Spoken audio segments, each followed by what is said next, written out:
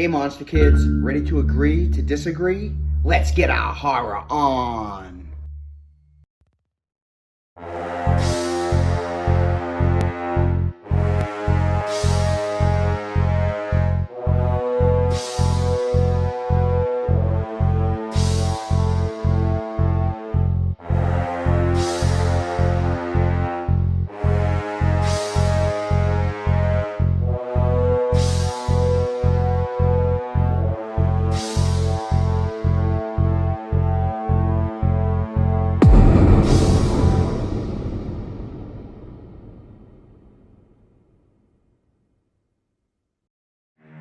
Pet Sematary, 2019, rated R, 1 hour, 41 minutes. Directed by Kevin Kolsch, story by Stephen King, and screenplay by Matt Greenberg. I can't begin to start this review without bringing something to light here. In 1980, Stanley Kubrick gave us his vision of The Shining, using Stephen King's book as source material. Given the length of that novel, I understand Kubrick's decision. And what we're left with, in my opinion, is nothing short of a masterpiece. I rarely give a movie 5 stars. Well, there you go. Kubrick's The Shining, 5 stars. King hates the movie. He has stated countless times that the novel was very personal to him, and I assume that's due to his own battle with alcohol. That being said, I don't know how many of you know this, but the house in Pet Sematary is based on a house King lived in with his own family. A real pet cemetery was near the property, and yes, the sign was spelled wrong. He claims he rescued his child from narrowly being killed by a car on a very dangerous road in front of the house.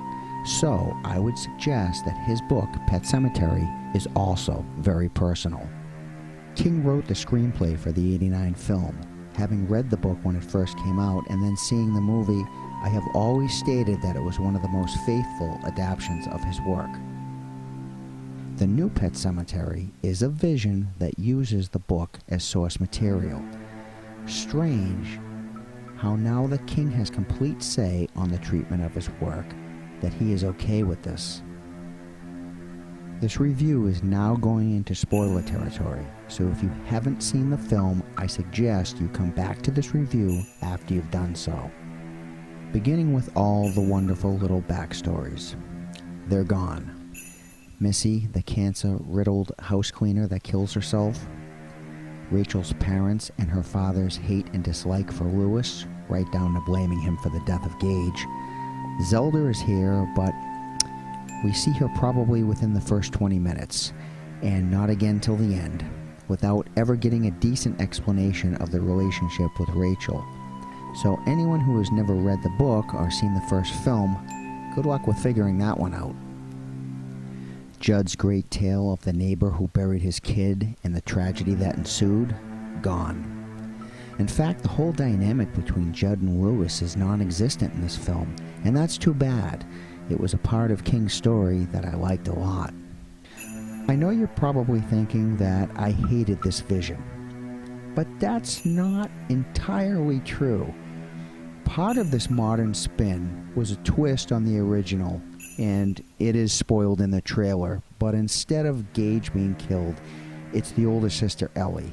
And because she's older and far more articulate than Gage, it gives us more depth into this demonic force that uses human vessels to walk among us. The scenes with her and Lewis when she returns are really creepy and yet in many ways heartbreaking. Unfortunately, there isn't enough of this.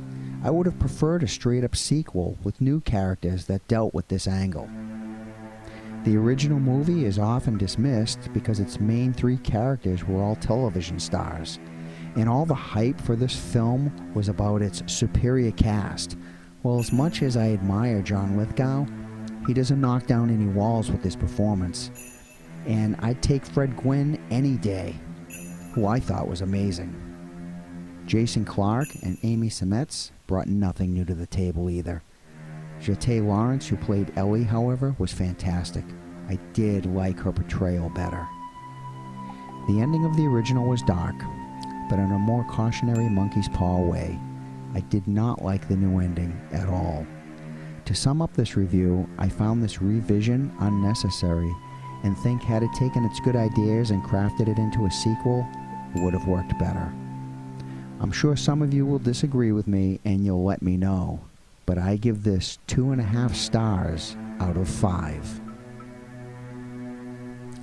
This is Dark Mark. Join me next time for Horror in Review.